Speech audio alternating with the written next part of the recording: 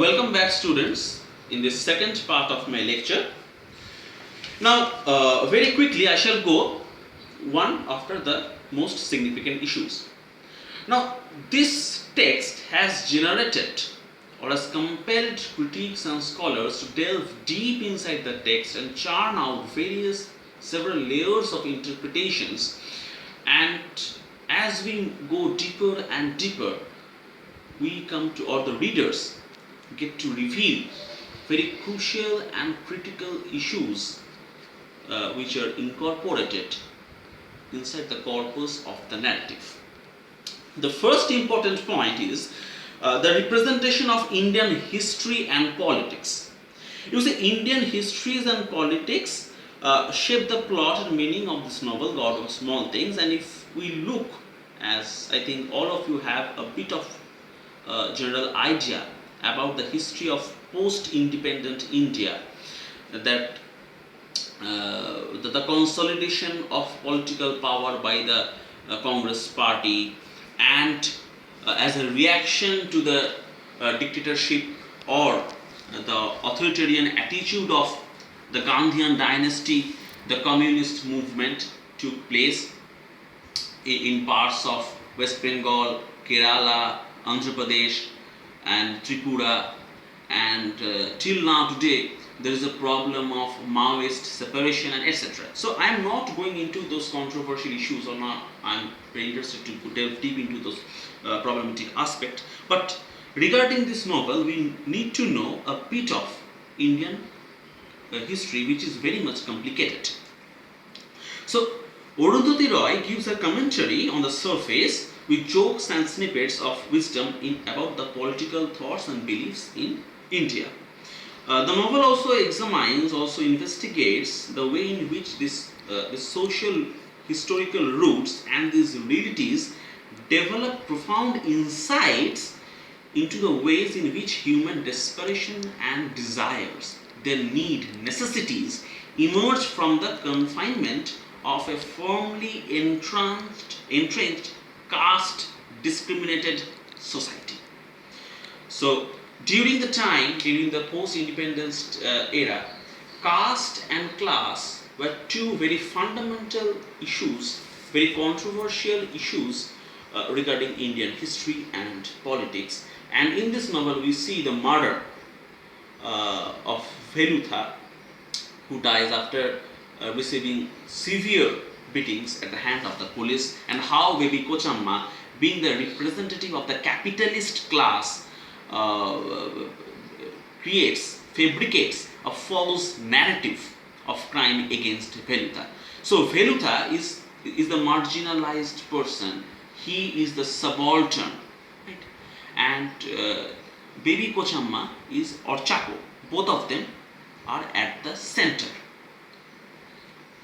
The second important point is this caste relation and cultural tension. Now, the author has evaluated the Indian post-colonial complexities on the cultural attitudes of many Indians who were not ready to sacrifice or to give up their allegiance or adherence to their former colonial masters. I mean, the British customs were also prevalent in post-independent India till for several decades. Because Ammu, I am quoting from the novel, he calls our father a shit wiper in Hindi for his blind devotion to the British. Chako also explains that they are Anglophiles, lovers of British culture, because they are, within quote, trapped outside their own history and unable to retrace their steps. Right. On the other hand, Velutha's father, named Velia Pappen, is an example of an untouchable who is grateful to the touchable caste, to the upper caste, that he is willing to kill his son. That a member of an untouchable caste can never have any love affair with another member of the upper caste or the touchable caste. And as Velutha has committed a romantic relation, a love bond, he has developed a love affair with Ammu, who is a member of the upper caste. It is his crime, and he is to be severely punished for this. This was the idea, the prevalent idea. Very regressive, of course. Nearly all the relationships in the novel are somehow colored by caste and cultural tension.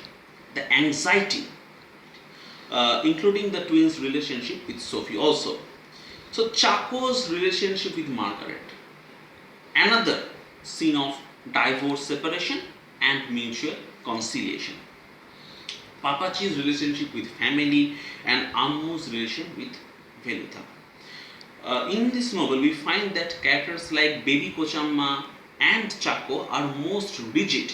They are very orthodox and conventional in the truest sense of the term, in their attempts to uphold this social rigidity and code. Ammu and Veluta are, of course, very unconventional characters. They are characters which we commonly call as non-conformist, right? They challenges the social restriction imposed at large and unraveling it.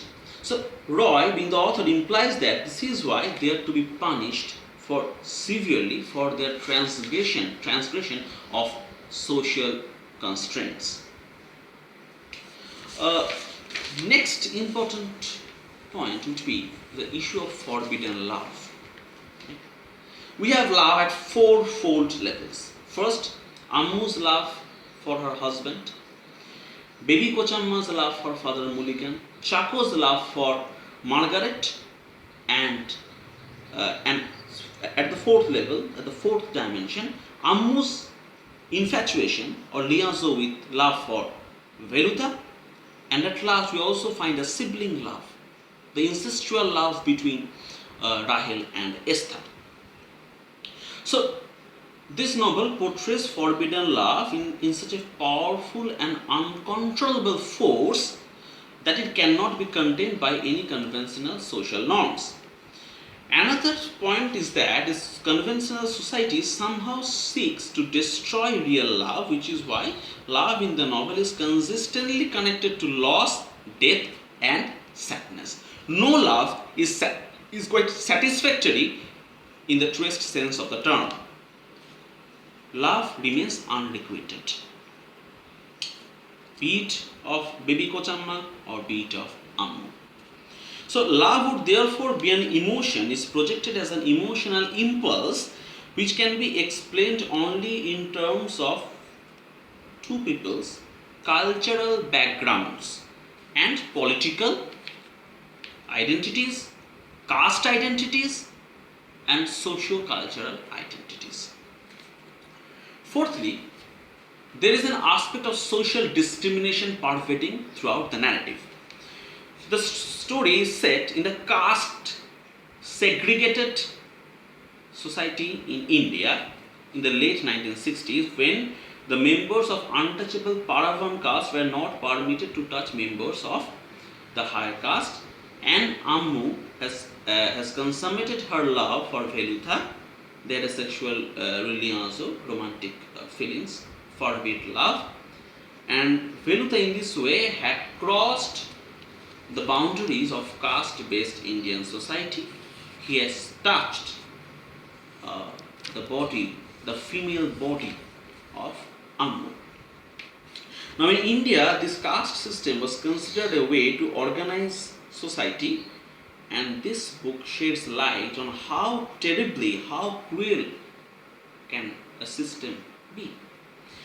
Along with the caste system, there is also a retaliation in the form of communist movement which aims at a caste-free, class-free society. This is the very ideological base of leftist doctrine, starting from Marx or Engels to Lenin and Trotsky to Mao Zedong and to the Indian communists.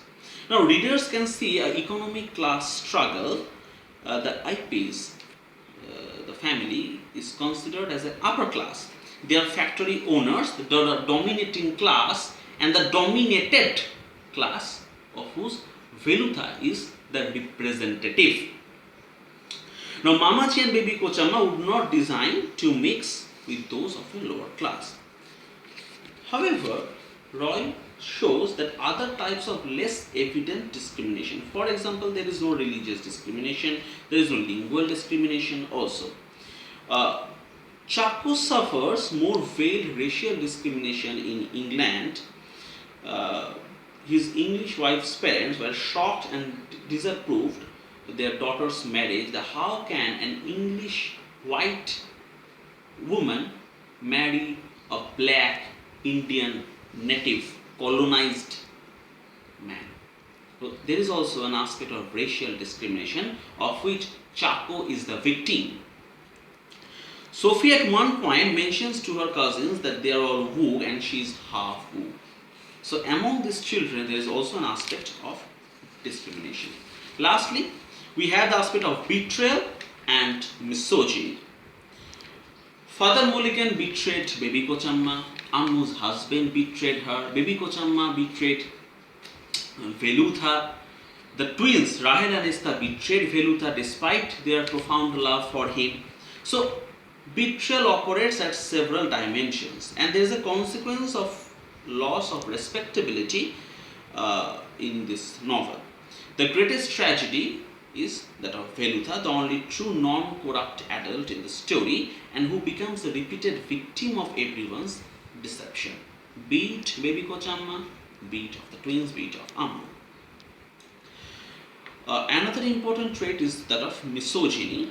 Mainly through the character of Ammu, she often draws attention to the different opportunities that are offered to women by the men, and it establishes the fact that since Ammu has been married and divorced, she perceives her life as effectively over. Right? So as if the life of a woman can be fulfilled only by her association to another man. Fulfillment comes in a very masculine form. See the treatment when she was sexually molested by the police officer who taps her breast with his baton as though he was choosing mangoes from a basket. This was very regressive attitude.